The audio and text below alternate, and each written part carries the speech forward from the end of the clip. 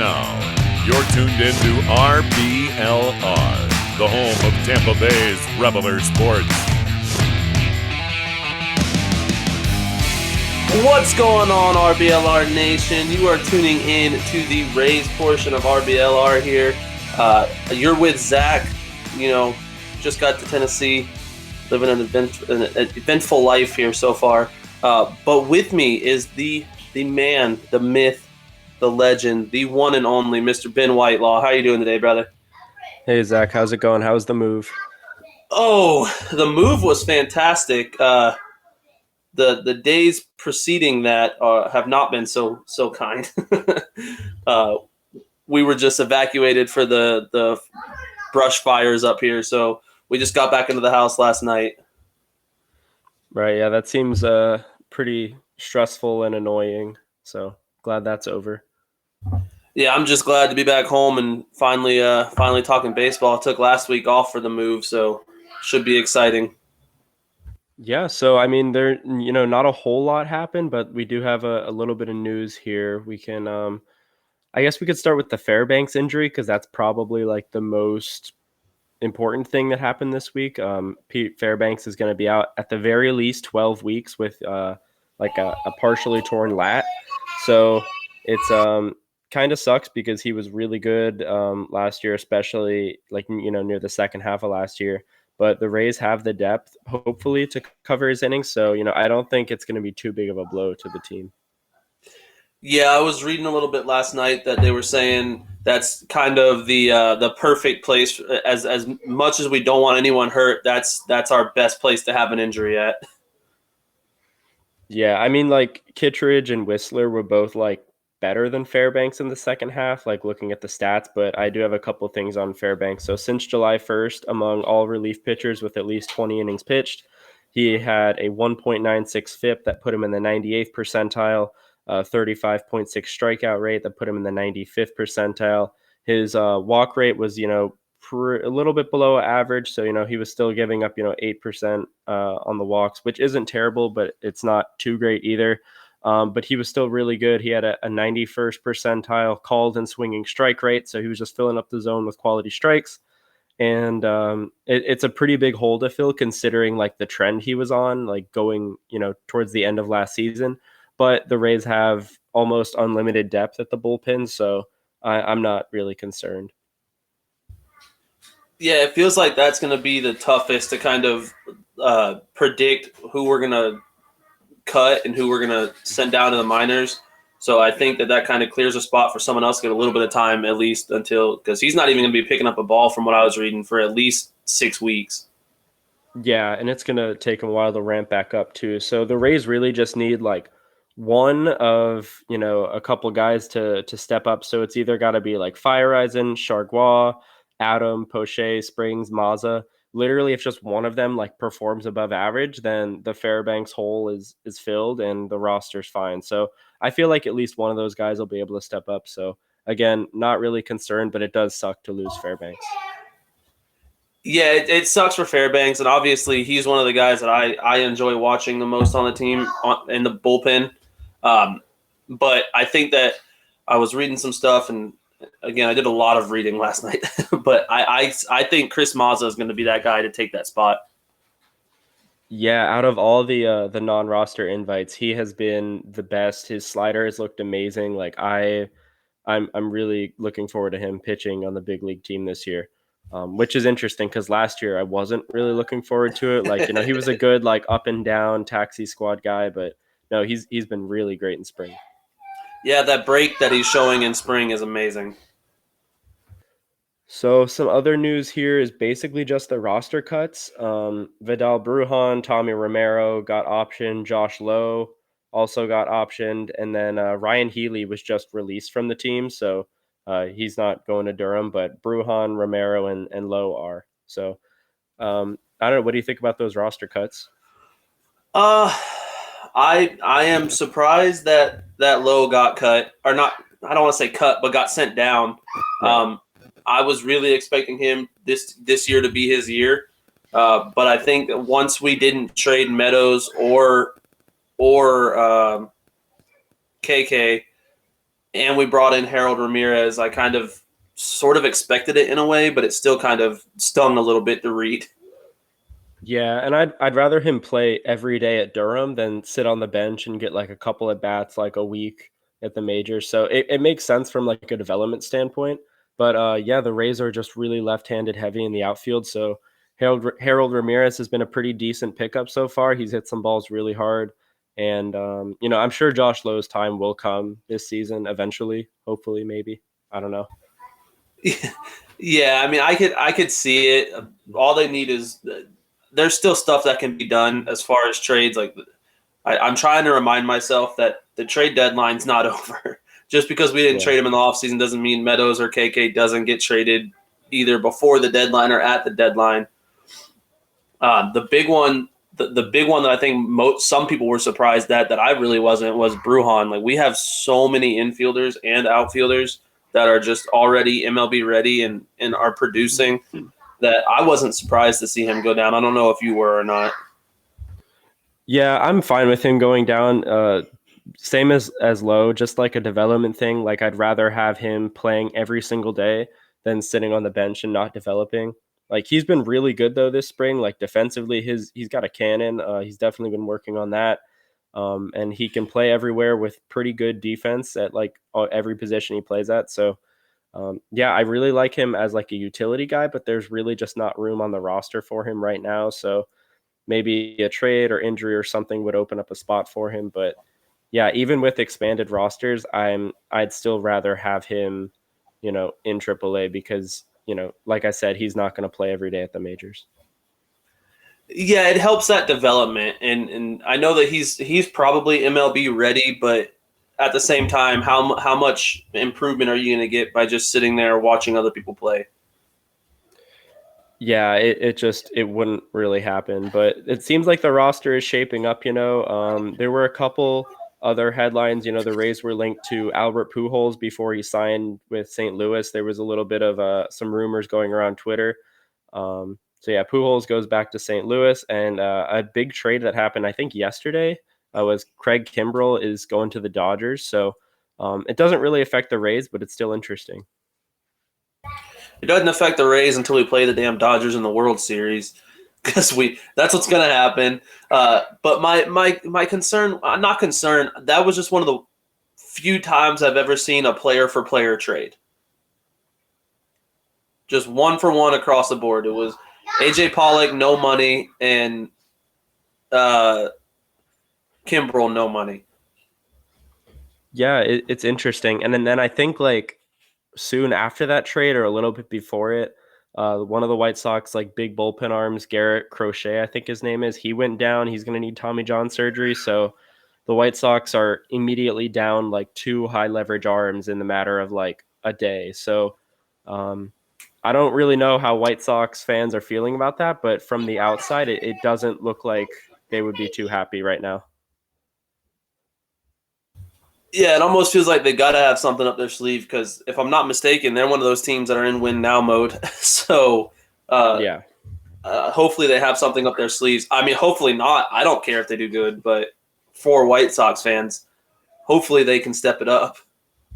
Yeah, they're either, missing 2 big bullpen pieces, and they don't have the kind of depth that the Rays do. And honestly, I don't think any team has the bullpen depth that the Rays have. So, which is a good thing, but it's also going to make these final roster decisions a little tough as we, wrap up spring training. But, speaking of spring training, any standout performances you liked this week? Both. Okay, I got 2 of them. Both my guys are kind of really only had one game, but I was excited for them. Patino, obviously, I've been a Patino supporter since he came over to us. Through 2 scoreless innings, one walk and 1 hit. Just really excited to see him back out there and throwing the ball again. And I think that with the Boz injury, it just solidified that he's going to be in our lineup, in our starting rotation, which I kind of called, but at the same time, that was very dependent on Boz not making the starting rotation. Well, I think both of them would have, ended up on the pitching staff anyways, just in different roles. But yeah, Patino is probably going to be thrown into a starting role. I didn't see too much about whatever third pitch he's throwing, but he was efficient. So it seemed like it might have been working for him. But, I'm still interested to see what he's throwing because if he's still just a two pitch guy, he's not going to be in the rotation for very long. So, I wish we had more StatCast metrics and stuff during the spring. So it's really just like, waiting to see and waiting until they get to a park that has StatCast setups and stuff. So hopefully, his next start will be. I think the Braves spring training park has StatCast. So hopefully they can, get him in a game over there so I can see what's up. Yeah, fingers crossed. The other guy that I was impressed by, and I know that he's not going to make his MLB. He's not going to make the opening day roster or anything. But Curtis Mead, the South Australian. Yeah, he hits the ball really, really hard. He's going to be really fun to watch when he gets up to the big leagues. Hopefully this season, if not, next season. He still has some things to work on, but he's getting there for sure. Yeah, he's still only 21, and if I'm not mistaken, his highest level last year was high A. Am I wrong, or was Uh, he I in? I think he got like a little cameo in Durham last year. I'll double check real quick, Okay, but yeah, he's got the bat speed to like honestly he could play in the majors today. He might not be too successful, but he could, maybe hold his own against some pitching. And yeah, I just checked it out. He was in AAA for a couple games last year, so he pretty much just okay. jumped over Montgomery and got a little bit of playing time in Durham, which is nice. But maybe that means he'll start this season in Durham.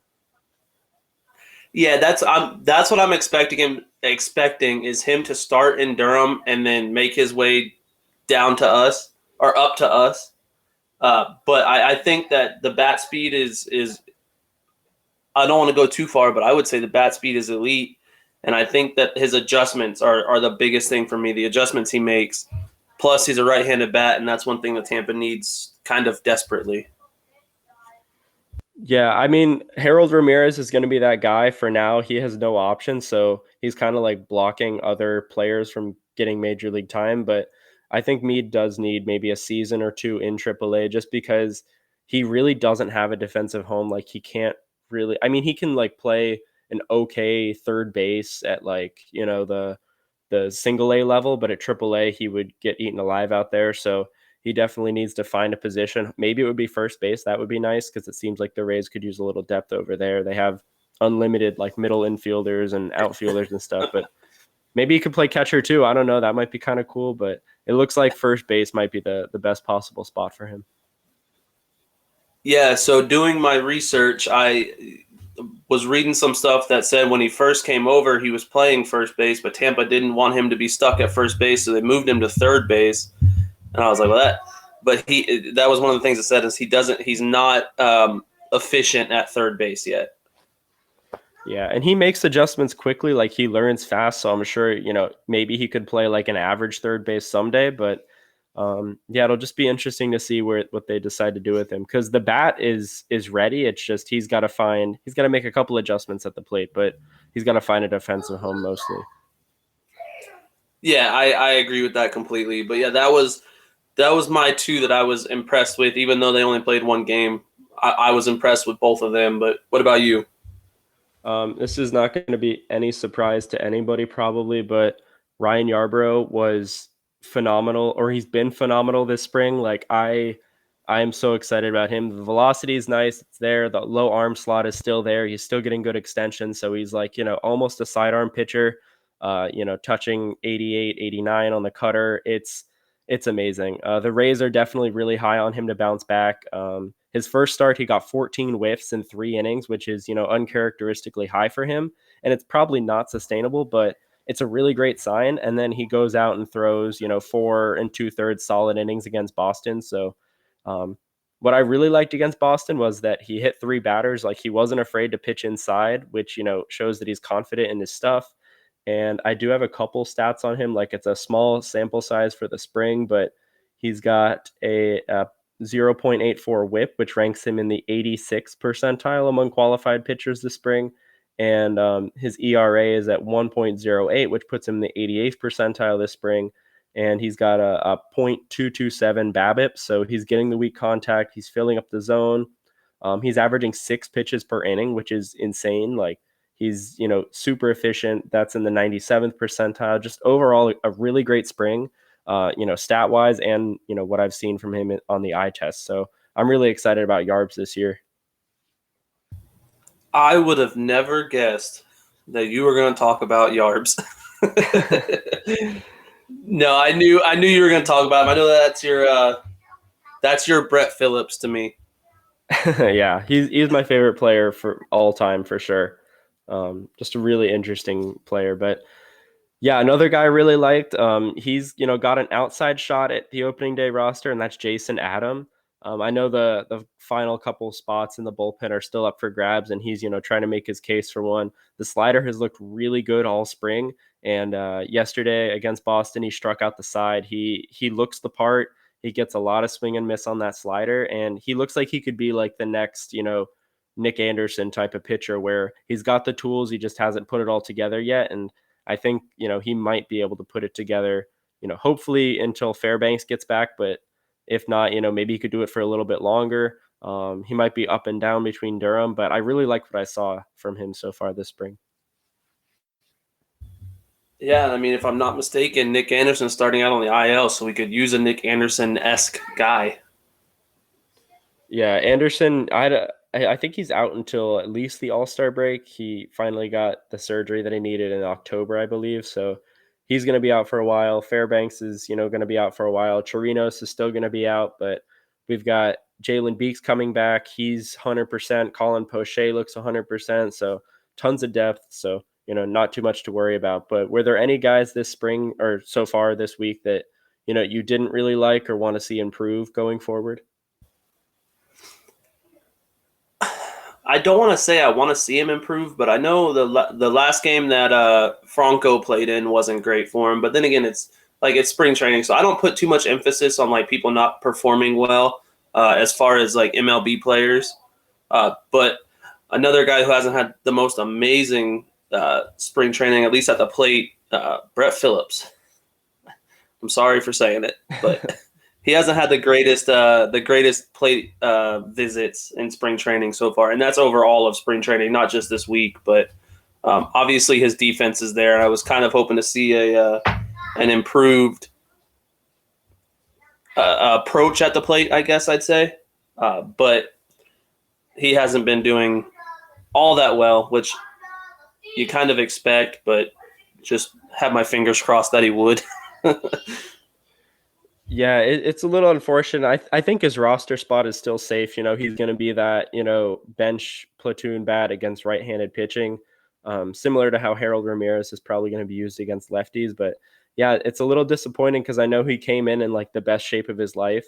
So I was hoping that was going to translate to the games, but so far it hasn't. No need to panic or anything. Like you said, it's spring, but yeah, I was kind of hoping for him to come out and put on a show, but maybe he could still do that over this final week here. That's my hope. I'm hoping that he puts on a show and gets that third outfield spot. I don't think it's going to happen, but I hope it does. Yeah, I think it's going to be, Kiermaier is the center fielder. He's the best defensive player of like, the past 10, 15 years. So he's probably got that center field spot on lock. Randy Arozarena, he's got, left field or right field, whichever on lock. It doesn't really matter. And then, I think the third outfield spot will just rotate between Phillips, maybe Harold Ramirez. We just really have to wait and see. But thankfully, it's a 28-man roster now, so lots of options for Kevin Cash. Yeah, I think it's going to be Margot, and this is just a prediction, but I'm seeing Margot, Kiermaier, and Arozarena as our main starting group in the outfield. But I do think that Phillips is going to play more in the outfield than he did last season. Yeah, definitely. And he makes a good platoon with Margot. I know Margot has the better defensive metrics, but Phillips can still get after him too. He's not, bad or anything, but yeah, they've just got a lot of depth, and I'm really excited about, like, having all these guys for a full season. They're all going to get their 300 to maybe 400 plate appearances each, so they all get spread out, keep guys fresh all season, and hopefully that translates well to the postseason, because the Rays are a playoff team. Like, they're set. I know it was Brett Rutherford and his podcast, the Raise Your Voice podcast. They did an episode where they talked about, like, what it would take for the Rays to not make the playoffs, and that was pretty interesting. So if anybody who's listening hasn't listened to that yet, I recommend it. But honestly, like, it would take a lot basically for the Rays to not make the playoffs. So I feel pretty confident they do, and I think Phillips is still going to be a big part of that. Yeah, and I agree with that 100%. But what about you? Did you see any guys that you weren't you expected more out of or want more out of? Not much, honestly. Like, I'm just kind of sitting there, like, enjoying the games. Like, there's really not much. I am not concerned about Drew Rasmussen, but I'm confused. Because I mean, this isn't, a dig at Kevin Cash or anything, but, like, there was a point last season where Kevin Cash said Rasmussen, throws 4 good pitches. It's like, okay, maybe he's saying that to build up his confidence, whatever, because he's really only throwing 2 pitches. And now we get into spring where he's still throwing just 2 pitches, but he's throwing like 2 different sliders. So it's interesting that, we haven't really seen that third and fourth pitch. Now it's just kind of like fastball and then like slider A and slider B. I don't know if the 2 slider thing is going to work. I know it works for Matt Whistler. Maybe it'll work for Drew Rasmussen, but it's interesting because he's got kind of like a more of a cutter type slider, and then he's got like a big like sweeper type, almost like a curveball type slider. So yeah, there's a lot going on, and it feels like he's still trying out new things. And I know Glasnow kind of did that last spring a little bit, but I'm just hoping to see a little bit more out of him so he can figure out what 3 pitches he's going to need, because we saw last season 2 pitches can get you pretty far if you got a lot of good luck on your side, but you need that third pitch to be like, an actual starter. So hopefully we can see that third pitch, sometime this week. Yeah, that would be nice. And then another thing that I read yesterday was, like, we have 3 pitchers who we're confident in, and I don't know that I necessarily agree with it, but 3 pitchers that we're confident in that can go 5 innings. And that was McClanahan, Corey, and your boy Yarbs.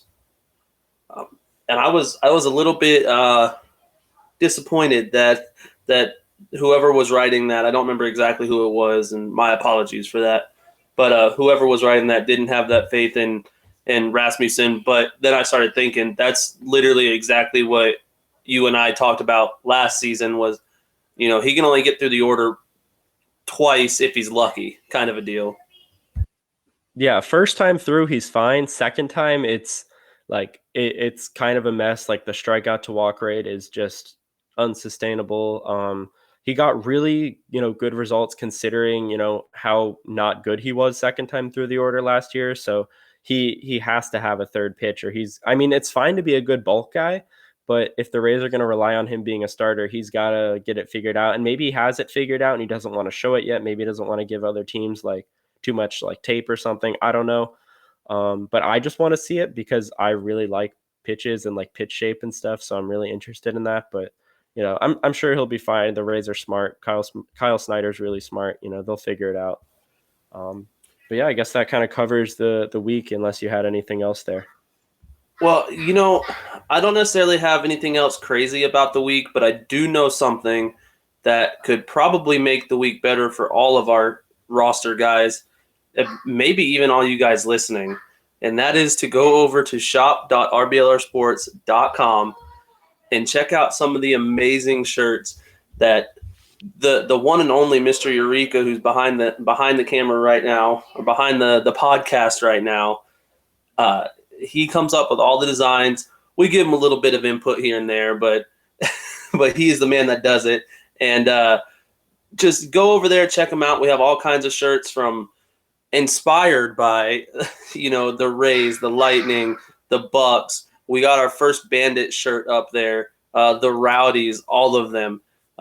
There's some of the coolest shirts I think I've ever seen from podcasts. And, I think, Ben, don't you have a discount code for the people listening, don't you? Yeah, so go to shop.rblrsports.com. Use promo code FLAPPY, that's FLAPPY, for 10% off your order. The link is going to be in the description, but yeah, like Zach said, check out our Tampa Bay team inspired shirts. Yeah, definitely check those out. And if you want one, buy one. If you don't want one, maybe still buy one anyways. Who knows? That might be kind of cool. Give into the impulse, and yeah, that sounds pretty good. You can always have buyer's remorse after you buy it, but as soon as it gets there, it'll go away. I promise. Yeah, or worst case scenario, you can use it to wipe up your tears and then maybe wear it later. I don't know. Oh, perfect.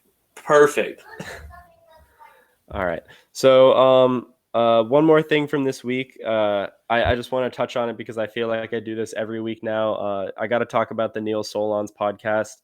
It's probably one of my favorite podcasts that I am not on. So, this week he interviewed Mike Zunino, and it was really interesting to hear how Zunino's a little bit less optimistic than Snyder about the expectations for this pitching staff. He referenced like the youth and inexperience, but he still said it should be one of the better staffs in baseball. But hiccups are going to happen with so many young arms, but they have a lot of quality. And another thing that stood out to me from Zunino was,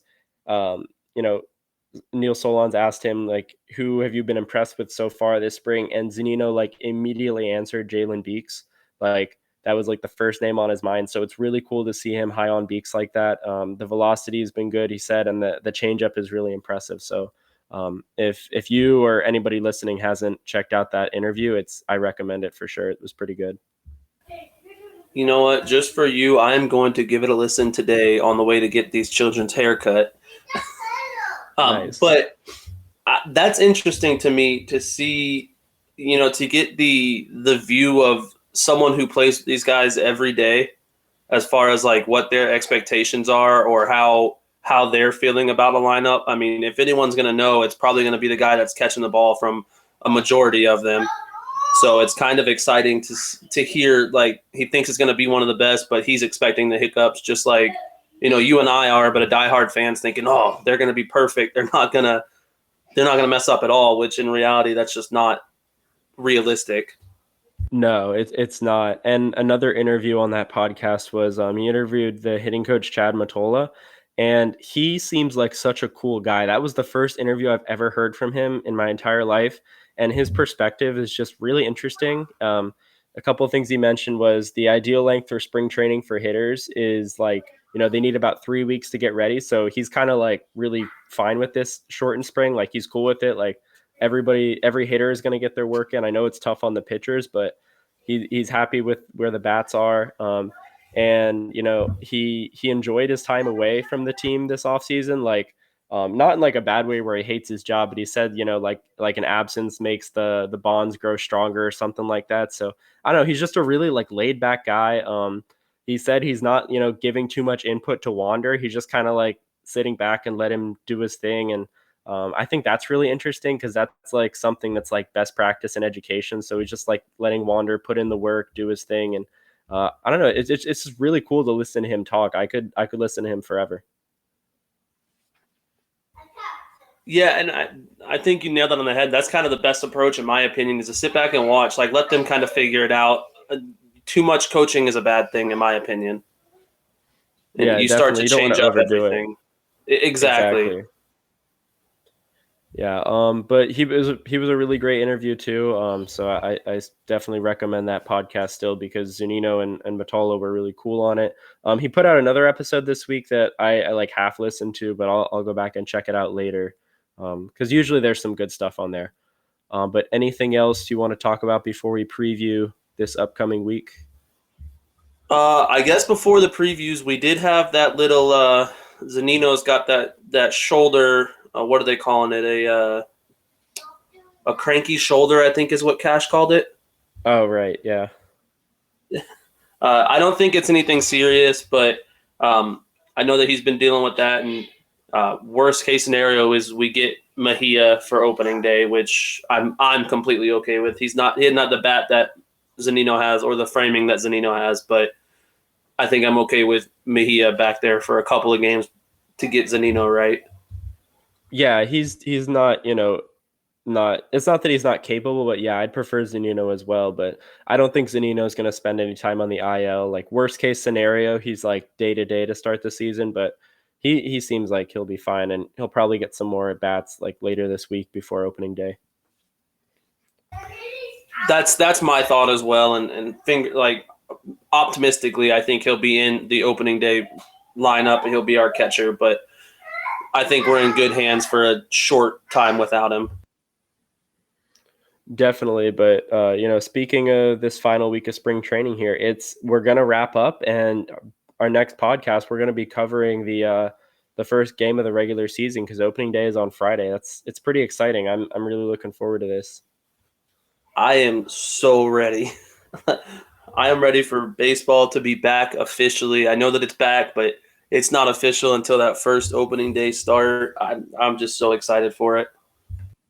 Yeah, and I thought we were never going to have baseball again, so it's really nice that we do have baseball again. And Shane McClanahan has been named the opening day starter, which isn't really a surprise, but it's really great that he got that because he really deserves it. He came in at such a rough time last year. I mean, not a rough time, but a really pivotal time, I guess. And he came in, did the job, filled in for a Cy Young winner essentially, or a Cy Young candidate. Sorry, but yeah, McClanahan deserves this, and I think he's going to be really good. I'm excited for him.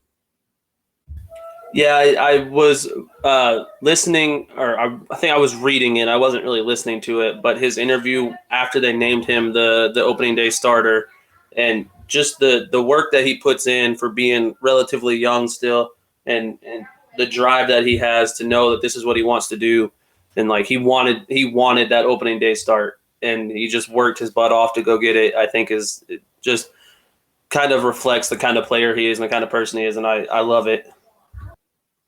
Yeah, definitely. And I think today, actually, we're recording this on Saturday, April 2nd.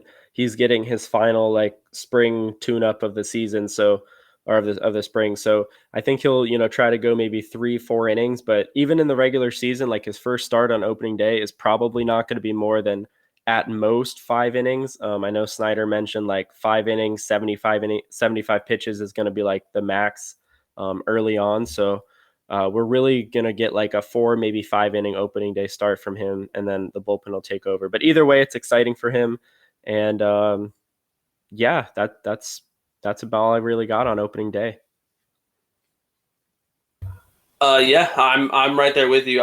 I think I'm expecting at least 4 innings out of him, and as long as we get that, I'll be happy. I would love to. I know that they're going to start all their starters off slow with the short turnaround time with the shortened spring training.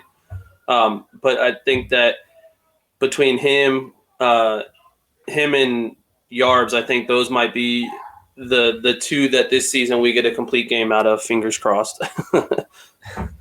Yeah, Yarbs is definitely like the furthest stretched out, and I think McClanahan and Kluber are pretty close behind. But yeah, I think this pitching staff is where they need to be right now, and they're gonna continue to get better. So anything you're looking forward to this week as we close up spring training and be in the regular season?